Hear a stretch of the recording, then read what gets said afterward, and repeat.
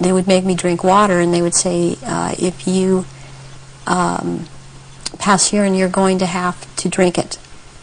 And they would make me drink it. And if you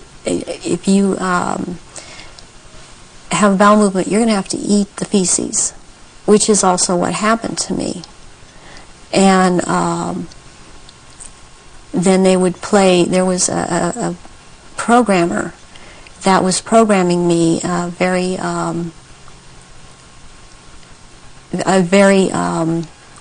infamous person in history who actually has been in this country, and he was known as Dr. Greene. Who he actually was Dr. Mengele, from Joseph Mengele, from the concentration camps in Germany, and he was kept, or he stayed a lot at China Lake Naval Weapons Station out here in Southern California, in the desert area. And I would be around this man a lot, and he used to tell me that the scar that he had on the left cheek of his face was actually from, he was into fencing, and that it was from that, but actually the scar on his cheek was from one of his own programming techniques, that he would put a child in a box and with a sword and tell the child to defend the box, even if it meant his own death. Then he'd tell another child to break into the box, and which this child would do, and then the other child would then jump out of the box and shove the sword or the lance straight through the other child. And at one point he got into it where this child actually got him in the face with the sword. And he would wear a huge emerald ring on his left hand, on this middle finger, and he would twist this emerald around, and for programming, and he was into using long-colored ribbons of different colors, and you had to choose a certain ribbon, or you were given a certain ribbon, and that meant that this certain thing was going to happen to you. And it was like picking sticks out, or drawing sticks out of a hand, out of someone's hand. I saw games of Russian roulette played where it was chosen beforehand that a child would die, and the child would put the gun up to his head and pull the trigger, and this child would end up dying. But it was meant to scare all of us, keep us in terror, as there were many other children that were around me that went through the same thing. I have run into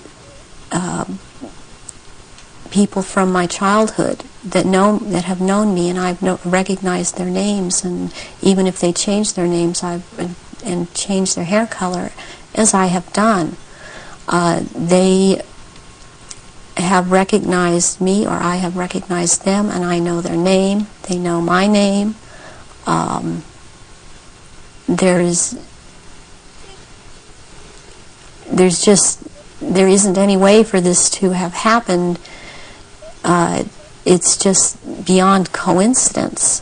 And when you get older, I mean, they start taking, this programmer in particular, Mengele, would take me to rituals. I went to rituals with him all over this country, and in Britain, and in France, and it was known by intelligence agencies in this country that this man was here. They brought him here.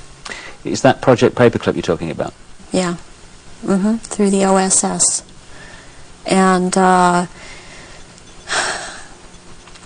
my family, or my so-called family, are all DID. They have not. They are very well programmed, and they have not sought help. They have not gone in, tried to figure out what's happened. They believe they've had this certain kind of life that they've had, and as far as they are concerned, I am crazy. And they have much different memories of what I have, and I was always told certain things by my parents that my sisters were never told. And biologically, I have to add at this point that my mother is my mother. I am not biologically related to my father. And this has to do with the bloodlines, and his was considered impure. And this is all about purity of the bloodline. And that is why I am involved in this. There are people that are involved in this that it is not so much because of bloodline, but they have the ability to dissociate and be used as slaves by these people. You say that you come from a certain bloodline, and there is this obsession with bloodlines that this Brotherhood Illuminati have. Why is that? Because what first started coming out was about the Aryans, and the purity of the blood. And what it's all about is that the blood and the menstrual blood contains something that is important for the propagation of this race that is controlling things on this planet. And these people that are in the organization that the Council of 13 is under, and they have something called the Grand Druid Council or the Octagon, they're called the Illuminati. And the Illuminati are actually run by these 13 bloodlines, which are all of the royal families in Europe and in England. And they need the blood because they are, in fact, not human. They take human shape. They are reptilians. And they need the blood. The blood helps them maintain their reptilian shape, and it helps them maintain their sanity, and it helps them to live in this world because they are not from this world. Does that relate to what the Nazis call vril power and what the Hindus call the serpent power in the blood? Yes, the blood has something. It has something in it. It has secretions from the pituitary gland and from the pineal gland, and it has a very strong drug in it that they also, I mean, this is the one that keeps them from going crazy, and it's like heroin or like endorphins, and it's much stronger. But what they need is, for it to be secreted in the blood, is they need terrorization of their victims. Before they are killed for their blood, or if a young woman is beginning to menstruate, they need the menstrual blood, and they have to terrorize them to get this to come out in the blood and be secreted in the blood. Is this the what other people have told me about, that at the point of great terror, like the point of sacrifice, there's an adrenaline that enters the bloodstream? Is this what they're looking for? Yes, that and this other element comes and secretes out through the blood. This all comes out through the blood at that time, and it's at that point they are actually staring into the eyes of the head of at some of these rituals, or at a reptilian. They are staring into the eyes of this person, and they're held. It's a hypnotic gaze these reptilians have, and it holds the victim in an absolute trance, in a trance of terror, and then they are killed at that moment as they are staring into their eyes, and not only do they can't hold their shape when this happens. The human shape. The human shape they cannot hold. They go back into reptilian shape as this is happening, because it's like an animalistic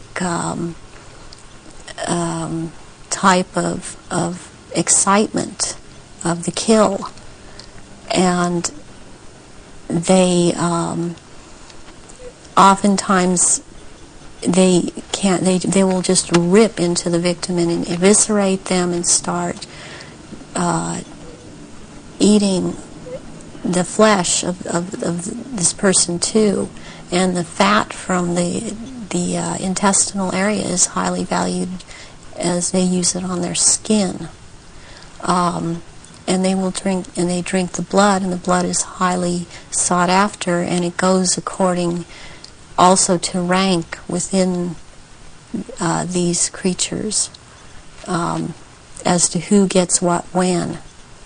And their sacrifices have increased in the last, it started increasing in the early 80s. The amount that they were doing is increased, and they use a lot of druidic holidays to do this, but they have other days too. They've mixed all of these satanic and what are called satanic holidays and druidic holidays, and in order to have these rituals, which ritual seems to be important to them, but they also use it in order to drink this blood. They seem to need more. Have you any idea why it's increased since the ages? So there are changes going on in the earth. It seems they're not able to hold their shape like they once were able to, and people see them shapeshift more and more, and they need the blood to try and maintain it, to try and maintain their human form.